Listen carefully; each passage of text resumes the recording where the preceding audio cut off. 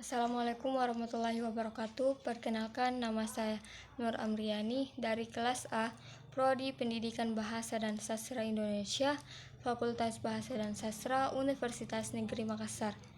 Mata kuliah Fonologi Bahasa Indonesia dengan dosen pengampu Ibu Sakinah Fitri, SS, SPD, MPD. Nah, pada kesempatan kali ini kita akan membahas salah satu materi penting dalam fonologi bahasa Indonesia, yaitu mekanisme artikulasi. Apakah yang dimaksud dengan mekanisme artikulasi? Nah, mekanisme artikulasi ini membahas bagaimana bunyi itu diproduksi secara fisik melalui kerja alat ucap manusia.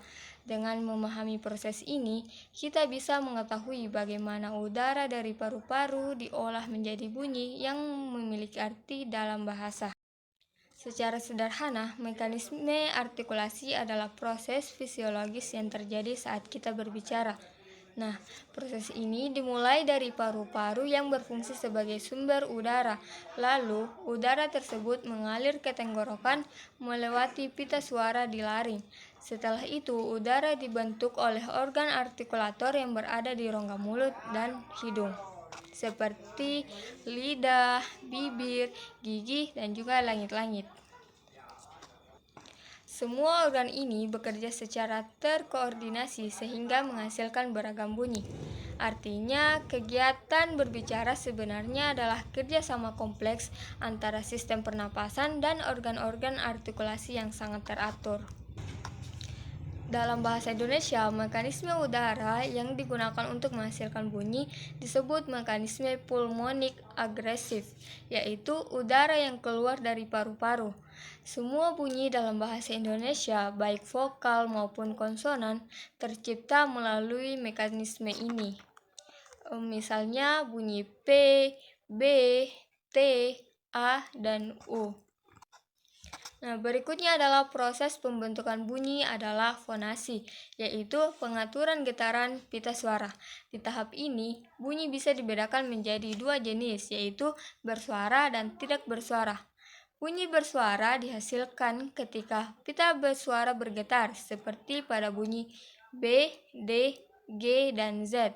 Sedangkan bunyi tidak bersuara terjadi ketika pita suara tidak bergetar, seperti P, T, K, dan S. Untuk membedakannya, kita bisa mengucapkan kata ban dan pan.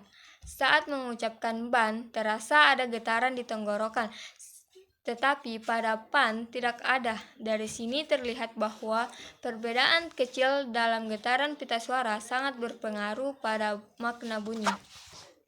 Selanjutnya, mari kita bahas tempat artikulasi, yaitu lokasi di mana udara dihambat atau dibentuk dalam rongga mulut. Ada beberapa tempat artikulasi utama dalam bahasa Indonesia. Pertama, bilabial, yaitu bunyi yang dihasilkan oleh pertemuan kedua bibir, seperti P, B, dan M. Yang kedua yaitu labiodental, yaitu bunyi yang terbentuk saat bibir bawah menyentuh gigi atas, seperti F dan V. Ketiga, dental, yaitu bunyi yang timbul ketika ujung lidah menyentuh gigi atas, seperti T dan D. Keempat, alveolar, yaitu bunyi yang muncul saat lidah menyentuh gusi atas, contohnya N, L, R, dan S. Lalu ada palatal, yaitu bunyi yang dihasilkan oleh bagian tengah lidah yang mendekati langit-langit keras, seperti pada C dalam kata cari. Berikutnya yaitu velar, yaitu bunyi yang timbul karena bagian belakang lidah menyentuh langit-langit lunak, misalnya K, G, dan eng, seperti dalam kata kaki, gigi, dan mangga. Terakhir yaitu glotal, yaitu bunyi yang muncul dari hambatan di pita suara, seperti H dalam kata hari. Sebagai contoh penerapan, mari kita lihat kata mangga. Kata ini memiliki 3 bunyi utama, yaitu M, eng, dan G. Bunyi M merupakan bilabial nasal bersuara karena dihasilkan oleh pertemuan kedua bibir dengan udara yang keluar melalui hidung. Sedangkan bunyi eng adalah velar nasal bersuara karena dihasilkan oleh bagian belakang lidah yang menyentuh langit-langit lunak. Sedangkan G adalah velar plosif bersuara, karena udara ditahan dan dilepaskan di bagian belakang mulut sambil pita suara bergetar. Nah, dari contoh ini terlihat bagaimana setiap bunyi memiliki kombinasi tempat dan cara artikulasi yang khas.